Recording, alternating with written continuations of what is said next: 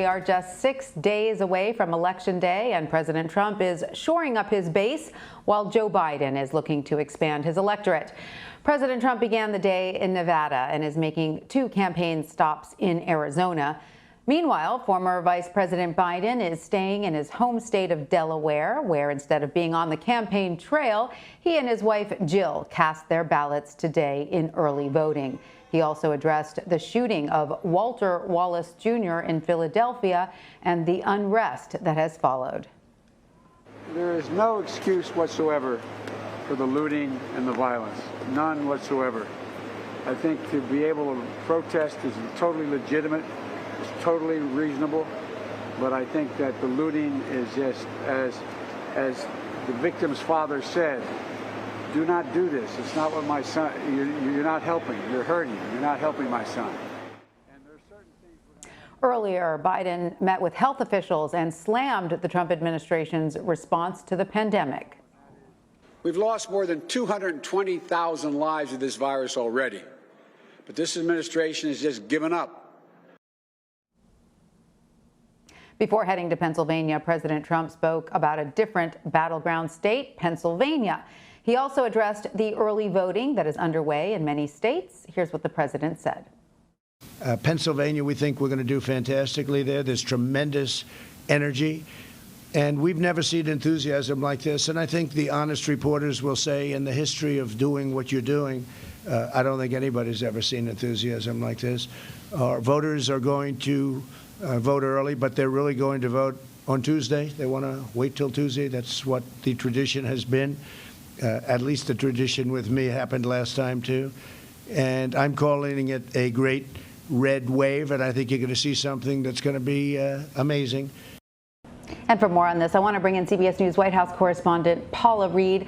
Hi, Paula. So President Trump is planning to hit 10 states in this final week before Election Day and hold 11 rallies in the last 48 hours of the campaign. What can you tell us about this final push from the president? Well, it's quite a push, Tanya. Remember, 64 million votes have already been cast, so the president is focused on those people who have not yet voted. In particular, he's looking at people who have supported him in the past but not yet voted, or people who would be open to supporting him. He's not necessarily trying to convert the hearts and minds of Biden supporters. But as you noted, 10 states in the final week, 11 rallies in the last 48 hours. Tanya, the man is 74 years old. But despite all of his energy and enthusiasm, there are questions about the message that he is delivering as he barnstorms across these swing states. Of course, a large part of his message is playing down the pandemic and the risk of COVID.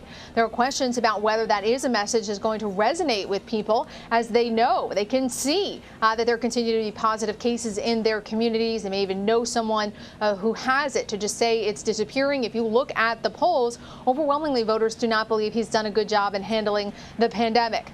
Another one of his other messages is to try to paint the former Vice President Joe Biden as sort of a swampy politician. Now, even members of his own party, GOP Senator from Texas Ted Cruz, has said that he wished the president would focus on something else besides the former vice president's son, Hunter Biden, and allegations against him. He suggested that it's just not a unifying message. But earlier today, the White House insisted that they have polling that shows more than half of all voters are familiar with Hunter Biden and the allegations against him. And they still believe that this is a message that can help turn out those voters over the next week. All right, and Paula, as we mentioned earlier, the president is holding 2 rallies in Arizona today. The CBS News Battleground Tracker currently rates that state a toss-up. Other polling shows Joe Biden could potentially flip Arizona for the first time in decades. Is this causing the president to go on the defense in a typically red state in the final stretch?